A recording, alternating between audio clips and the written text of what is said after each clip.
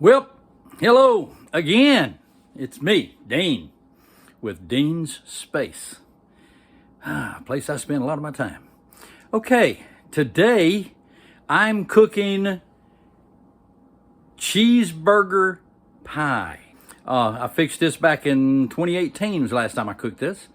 And I'm gonna show you all your ingredients here in just a minute. Okay, I'm showing you all the ingredients for what I'm cooking today, which is a cheeseburger pie. Sounds really good. Okay, there's my baking pan. Right here I have mixed vegetables. That's a 12-ounce frozen mixed vegetables. They'll stay in the freezer till I need them. There's 2 cups of milk. That's regular whole milk. 4 eggs. Here we have 2 cups, approximately, a little more than 2 cups, of shredded cheddar cheese. Now this is actually smoked cheddar cheese, but I showed you this as an example. This is an 8-ounce container, a block of medium cheddar. This is actually medium cheddar, but this is smoked. But I wanted to show you this is an 8-ounce block, and I got a little over 2 cups of shredded. Okay, there's my mixing bowl here. Back here I've got Pioneer baking mix. I have a full medium onion diced up real small. Here I have just about a little over a pound of hamburger meat. That is ground chuck. Best I can use. That's all I ever use hardly. Okay, I'm gonna go back and let you see it again. All right, we're fixing to start cooking. There you go. Now you saw all the ingredients. Okay. What I'm gonna do now is we're gonna start off cooking our onions and our hamburger meat in a little bit of olive oil. So let's get started, okay? All right, we're gonna look right over here. There's the frying pan. You'll see I've got it sitting on top of my trusty PIC. That is a precision induction. And what we're gonna do here is we're gonna grab just a little bit of olive oil. I like olive oil. You get just a little bit of olive oil. It don't have to be much. It's just enough to keep anything from sticking. Now, I'm gonna start off with, like I always do, I'm gonna start off at 450 degrees. All right. I'll start off at 450 degrees on my cooker. You'll see it down there on the screen. All right. See my 450 degrees? Let me see if I can bring that in. Nope. Yes, I can't. Okay. You might be able to see it. Anyway, I'm letting that cook, and then I'm gonna throw my onions in there. It's gonna be my first thing to put in. Okay, because I want my onions to start cooking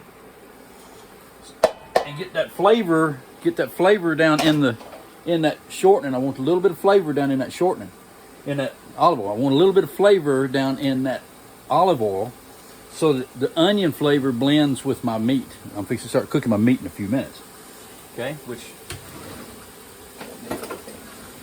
I use wooden when I'm cooking. Wooden spatula. Actually, if you look at this and notice, that's actually a spaghetti spoon. If you was using this to make spaghetti, that's exactly what you want to make for the first servings of your spaghetti. That's enough for 1 full meal. And if you have a big folks eating and you want to, you use 2 of those. Okay. But anyway, that's just a thought. All right, I'm running that up. We're going to go, and I'll bring you back in just a minute.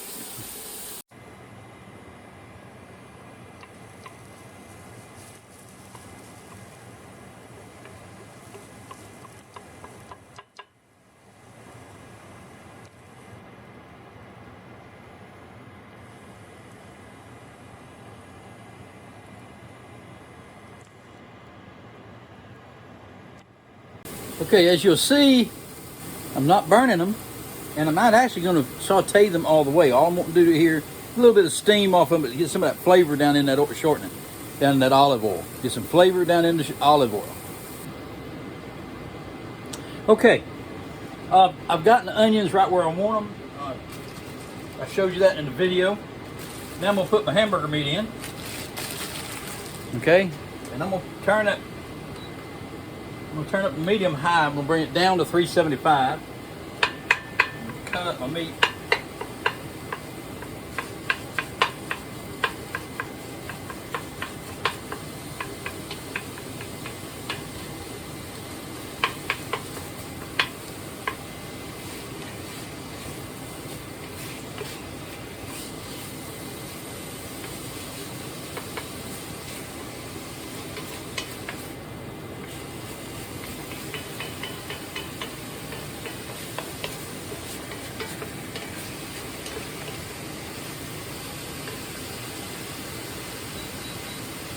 All right, I turned my heat back down to 350.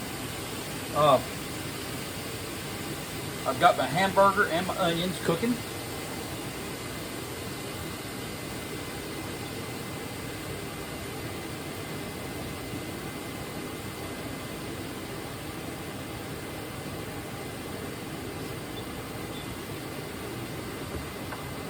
Okay, while that's cooking, I'm going to go over here and we're going to mix up our dry ingredients that will be added, well, wet and dry ingredients. It's going to be added to that in a few minutes, okay? So let's come on over here with me. I'll keep that stirred while we're working as I need it. All right, the next thing we're going to add in is our powder mix. This is our Pioneer. Just same, kind of like Bisquick, but has a better flavor than me. Okay, I'm going to put that in there. All right, the next thing we'll put in is the milk and eggs. We'll put our milk in. We're going to put our 4 eggs.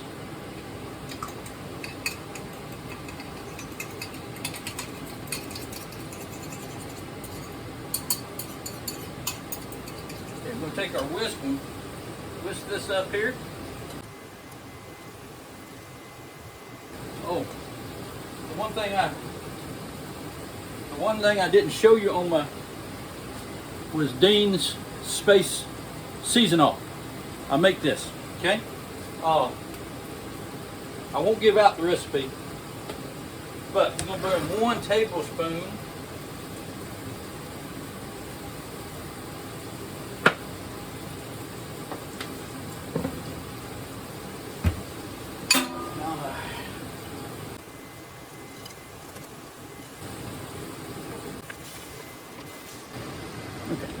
All right, one thing I've learned, when you're cooking hamburger meat, especially ground chuck, don't cook all the pink out of it. Leave a little bit, especially if you're going to cook it in the oven. I'm going to be cooking at 400 degrees, which means it's going to finish cooking, okay? So that means I don't have to dry it out before I put it in the bowl. So, all right, so we're going to cut our heat off. We're going to stir it a little bit more, and then we're going to put it in our pan, okay?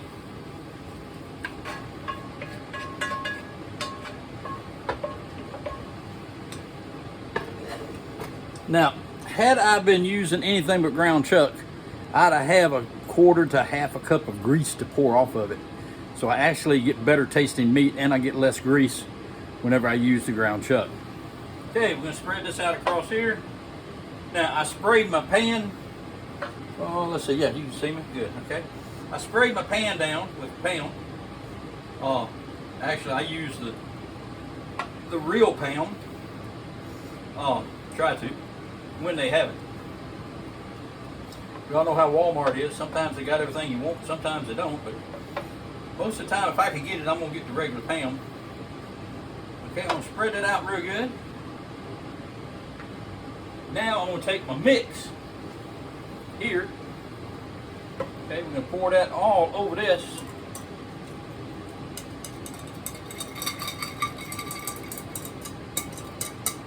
On all of that flavor stuff out of there.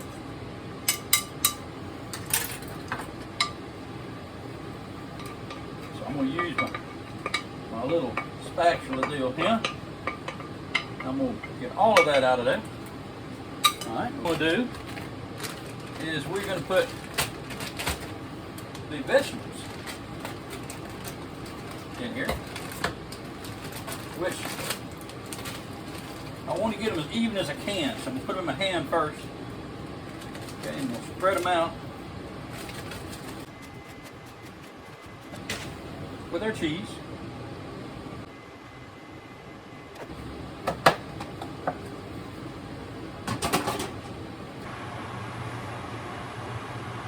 This is before I go into the oven.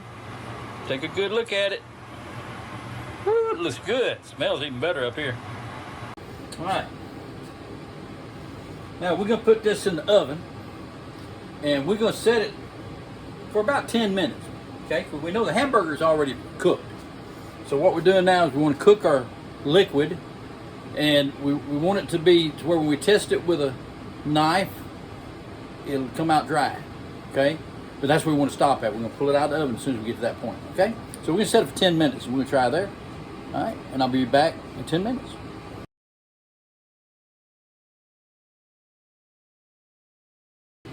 Okay, we're fixing to take it out of the oven. See what it looks like. It's been 10 minutes. And we're gonna look at it from here. Not quite done. All right, it's not quite done. Watch. You'll see what I'm talking about. See the top moving? All right, so we're gonna put it back in for another 10 minutes. All right.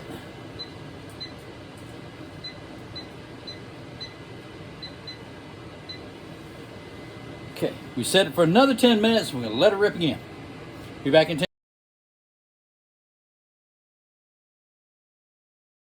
10 minutes. What you'll see right here is probably my favorite seasoning. Tabasco original sauce. They make it down in Avery Island, Louisiana. Now, how, and this is my question, how Tabasco was being made back in the 1800s, how it managed not to be Louisiana hot sauce, I don't know. But Mr. McElhenney, which is the man who invented this and built the company, apparently he didn't want to be called that. So, to me, that is Louisiana's #1 hot sauce. I'll eat any of it. Don't get me wrong, I like Tabasco the best. I use Louisiana hot sauce, Pandera. I use all of them at one time or another, depending on what I got and don't got. The only thing I don't use is any of the green sauce. Green peppers, made out of green jalapenos and green chilies, to me don't taste good. Okay, I want that red pepper flavor. Even on bell pepper, when I'm cooking with bell pepper, I use red bell pepper because it's sweeter. Poblano peppers, when I eat, I'll stuff green poblano peppers, but if I'm going to cook with poblanos, I'm going to find red ones. There's several other types out there, and they're all chilies, okay? They're all in the chili family. So you don't have to stick by what a recipe says. You don't have to stick with mine. If you want something in there, another kind of pepper, or you want another kind of hot sauce, use it. It's your cooking. Enjoy yourself. I do. Anyway,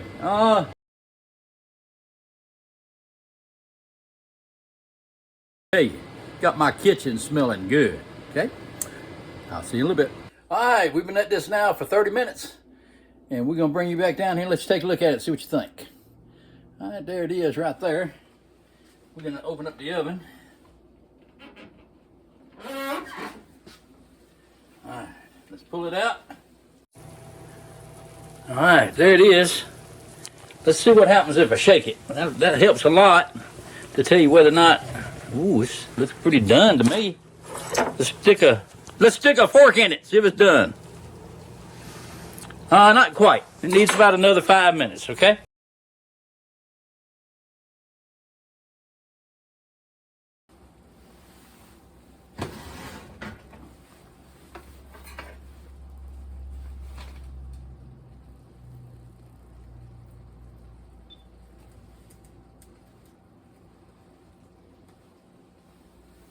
Nothing on that fork, on that knife, but melted cheese and butter, okay, or cheese. So what I'm gonna do now is I'm gonna sprinkle just a little bit more fiesta mixed cheese on top of it, because you can't ever have too much cheese. And then I'm gonna put it back in there just long enough for that to melt, and we're gonna take it back out. Be right back while it's still in the oven, okay?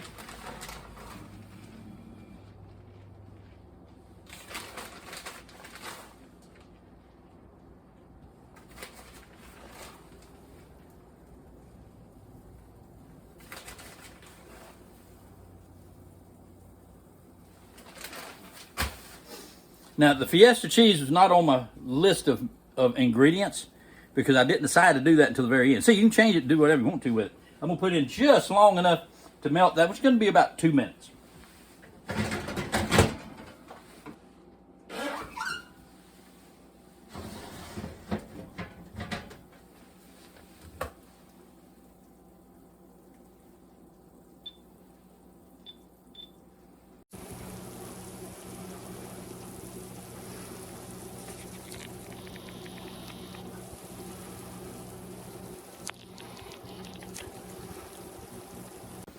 All right, there it is, finished.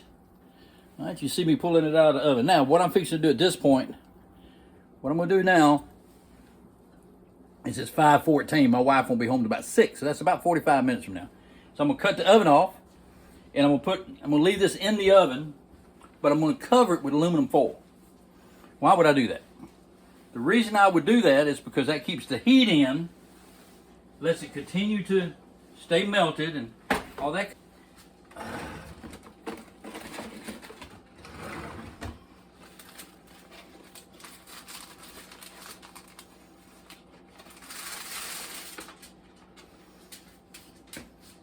Maybe I'm not.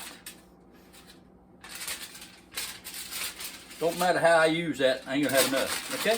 So what we're gonna do is throw that in the garbage can. Let's see what else I got.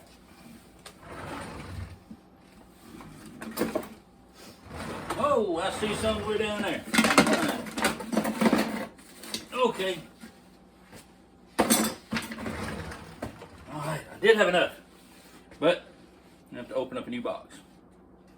You ever notice, I'm not even gonna leave you. I'm gonna stay here with you while I open this easy open tab. See that right there? It says easy open tab. Yeah, or it should say break thumbnail here. That is probably one of the easiest ones I've ever had. That one didn't fall apart on me. All right, let's spin this around, see if we can find the end of the aluminum foil. All right, there we go. All right, we're gonna pull out enough here. That ought to be enough.